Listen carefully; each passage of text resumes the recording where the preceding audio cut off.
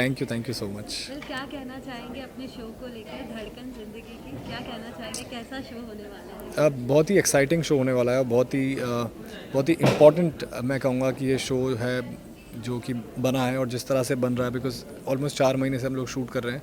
And excitement तो है ही show आने का, लेकिन एक सेंस ऑफ रिस्पॉन्सिबिलिटी भी है जिस तरह का सब्जेक्ट ये है। और बहुत ही एक्साइटेड हूँ कि लोग ऐसा भी शो लोगों को देखने का मौका मिलेगा जो कि हम जनरली टीवी पर तो नहीं देखते हैं। वेब और फिल्म्स में कोशिश ज़रूर की गई है, लेकिन टीवी की ऑडियंस के लिए बेसिकली ये बहुत इंपॉर्टेंट था इस तरह का कंटेंट उन तक पहुंचना, जो कि फाइनली अब आ रहा है। So I am really excited and I am hoping कि लोग जो है इसको बहुत ही उस तरह से लें, उस इंटेंट को समझें जिस इंटेंट की वजह से शो बनाया जा रहा है। So really happy. कल हमने प्रोमोज देखे, बिल्कुल दिखाया गया है कि किस तरह से दीपिका जो है उसको हर फील्ड में कहीं ना कहीं एक ब्रेक लग रहा है, जी कहीं ना जी कहीं उन्हें रोक रहे हैं जी लोग कि तुम लड़की हो तो तुम ऐसे मत बिहेव जी करो, या तुम डॉक्टर हो लेकिन तुम सर्जन नहीं बन जी। सकती। सो कैसे देखते हैं आप इस चीज़ को, इस पर्सपेक्टिव को? अब ये पर्सपेक्टिव तो देखो है ही हमारी सोसाइटी के अंदर। हमारी सोसाइटी में हमेशा हमको लगता है, ऐसे बहुत सारे लोग हैं जिनको लगता है कि नो हम बहुत ही ओपन माइंडेड हैं और हम तो बहुत वो करते हैं। मैं बाकी सबका छोड़ो, मैं अगर अपना एग्जांपल दूं तो पिछले 2-3 घंटे में I have become a better man.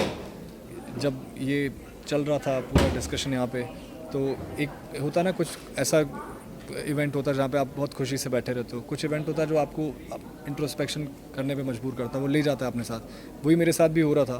तो वही ये शो बेसिकली करेगा, because we are working on this show since 4 months. और मैं जो कैरेक्टर कर रहा हूँ, this is my job to be true to the character. तो जो मैं कैरेक्टर करता हूँ, कितनी बार ऐसा होता है कि जब मैं घर जाता हूँ तो मुझे जो मैंने लाइन बोली है तो उसका इम्पैक्ट मेरे पे घर जाकर पड़ता है कि वो क्या लाइन बोली। जैसे अभी इस वाले शो के अंदर जो भी प्रोमो दिखाया, उसमें भी एक लाइन थी जहाँ वो उसको बोलता है कि तुम वो लाइन इसमें नहीं थी बेसिकली, वो आगे वाली लाइन थी कि जहाँ पे वो बोलता है कि मैं तुम्हें ये नहीं बोल रहा हूँ कि तुम डॉक्टर मत बनो, लेकिन 9 to 5 पैथोलॉजी में कर लो। मतलब बेसिकली पॉइंट ये है कि आप साथ में चल लो लेकिन उड़ने की कोशिश मत करो। अगर मैं नहीं उड़ रहा हूँ तो तुम तो उड़ने का कोई पॉइंट ही नहीं बनता। तो वो उसको बोलता है कि ये सब तो ठीक है, लेकिन असली ज़िंदगी और सपनों में संतुलन तो बनाना पड़ेगा ना। तो वो संतुलन जो वो उसको बोल रहा है, वो यही कह रहा है कि रियलिटी चेक बेसिकली उसको दिखा रहा है कि तुम्हें घर तो तुम्हें ही संभालना पड़ेगा, बिकॉज बड़ी जॉब तो मुझे करनी है, मुझे ज़्यादा पैसे मिलेंगे, क्योंकि ऐसा ही होता है।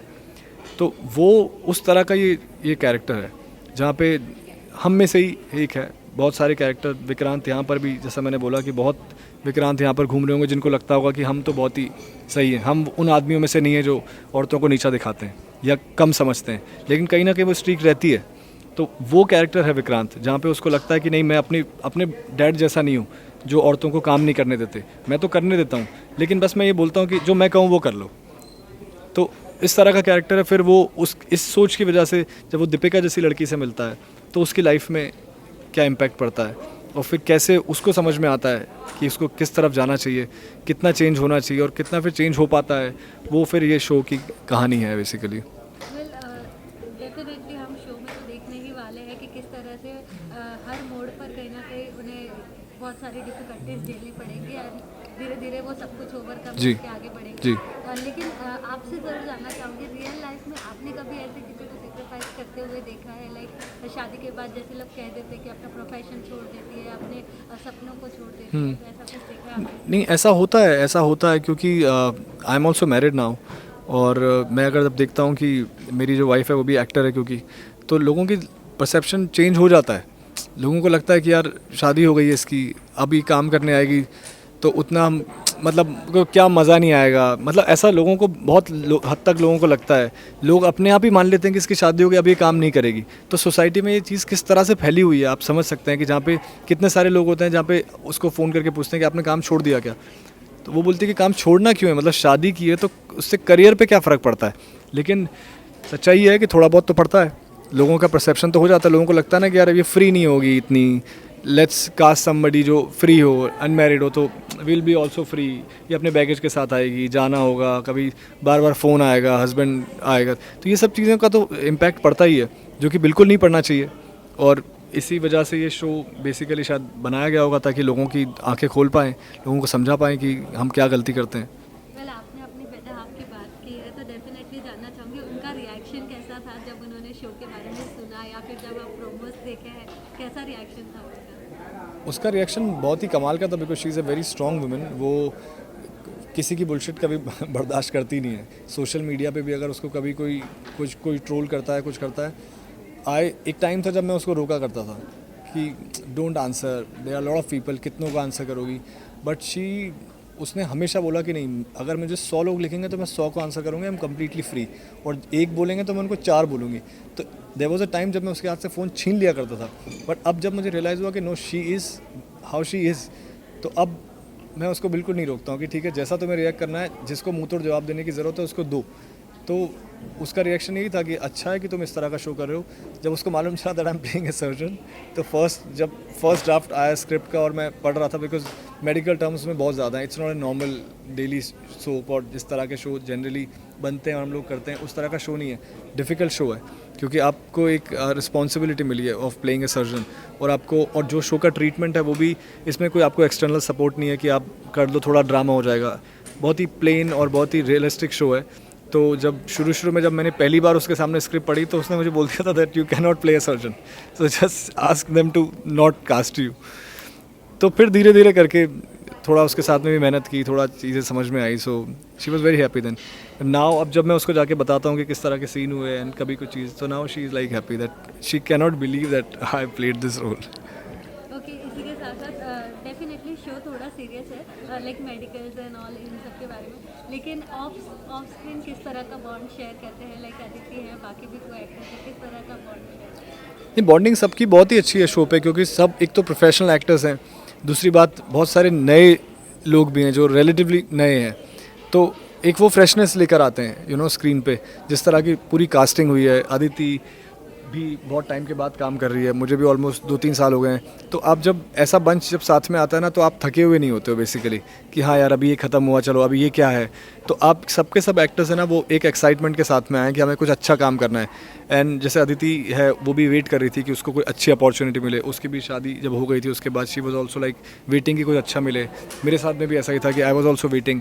तो एक सेट पे एक माहौल, आप if you'll come to the set you will see कि आप किसी शो के सेट पे नहीं, आप किसी हॉस्पिटल में आए. जिस तरह की सबकी बॉडी लैंग्वेज है, जिस तरह सब लोग एक दूसरे के साथ में रहते हैं, इट्स लाइक कि किसी आप हॉस्पिटल में हैं, आपको लगेगा नहीं कि आप किसी शूटिंग सेट पे हैं. तो वो माहौल पूरा हमको बना के दिया गया है और फिर धीरे धीरे हम लोग भी उसी माहौल में ढल गए हैं. जब हम लोग सब बैठे भी होते हैं तो यही लगता है सबको, बिकॉज हम सब लोग स्क्रब्स में होते हैं. ऐसा नहीं है कि आज ये कॉस्ट्यूम है, आज ये है.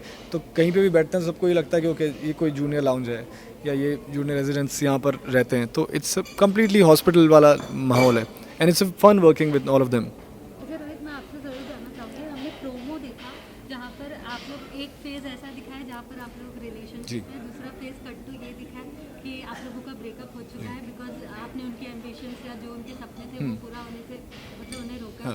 So what about your character graph, मतलब आपका कैरेक्टर ग्राफ किस तरह से प्रोग्रेस होने वाला है शो में? क्योंकि डेफिनेटली फैंस इस चीज़ को रिलेट करेंगे कि इसके आगे क्या अगर ब्रेकअप हो चुका है then? देखो, ये तो मैं I don't know am I allowed और नॉट कि मैं वो कहानी को बता पाऊँ. लेकिन जब दीपिका उसको छोड़ कर जाती है और वो जब ब्रेकअप होता है उसका, क्योंकि उसकी एंगेजमेंट हो चुकी होती है, तो डेफिनेटली विक्रांत की लाइफ में चेंजेस आते हैं, उनके रास्ते अलग अलग होते हैं.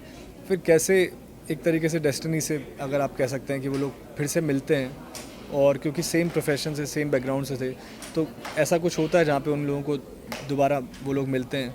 मिलने के बाद क्या होता है वो तो मुझे लगता नहीं कि मैं बता सकता हूँ अभी, वो तो कुछ दिनों में मालूम चल जाएगा. लेकिन बहुत सारे चेंजेस आते हैं विक्रांत के कैरेक्टर में. दीपिका का छोड़कर जाना ही बेसिकली उसके ऊपर एक बहुत बड़ा इम्पैक्ट होता है, और वो कैसे उसको चेंज करता है एज ए मैन, वो एक जर्नी है मेरे कैरेक्टर की. अब वो कितना कर पाता है, क्या वो 100% चेंज हो जाता है या अभी भी सोसाइटी का वो पार्ट उसके अंदर रह जाता है, वो जर्नी ही ये कैरेक्टर है बेसिकली.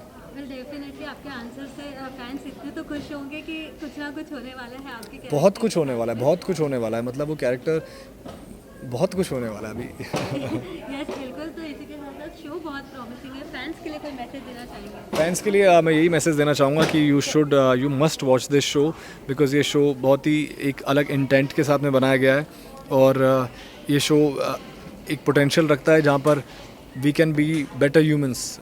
जो चाहे आदमी हो चाहे औरत हो जो भी हो, हम लोगों को एक अपॉर्चुनिटी है शो देख कर कि जहाँ पर हमको ये समझ में आए कि हमारे आसपास की जो लाइफ है उसमें क्या गलत चल रहा है, और हम नहीं एक्सपेक्ट कर सकते कि सोसाइटी चेंज हो जाए, हम नहीं सोच सकते, लेकिन अगर हम चेंज होते हैं ये शो देखकर एक इंसान भी, तो वो एक एक इंसान मिलकर ही इस पूरी सोसाइटी बनती है।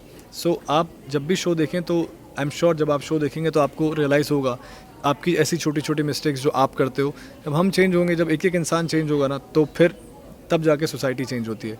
तो हम ये नहीं सोच सकते कि पूरी सोसाइटी चेंज हो जाएगी तो हम भी अपना व्यू बदल लेंगे। हम अपना बदलेंगे, उससे धीरे धीरे करके पूरी सोसाइटी हमको रियलाइज़ होगा कि चेंज हुई है। तो ये उस तरह का शो है and you must watch this show, और लोगों को भी बताइए। एंड जब आप लोग एनकरेज करेंगे तब इस तरह का कंटेंट और बन पाएगा और we can contribute more towards the society then. Thank you so much. Welcome welcome. Hi, I am Rohit Purohit and you watching me on Glitz Vision USA।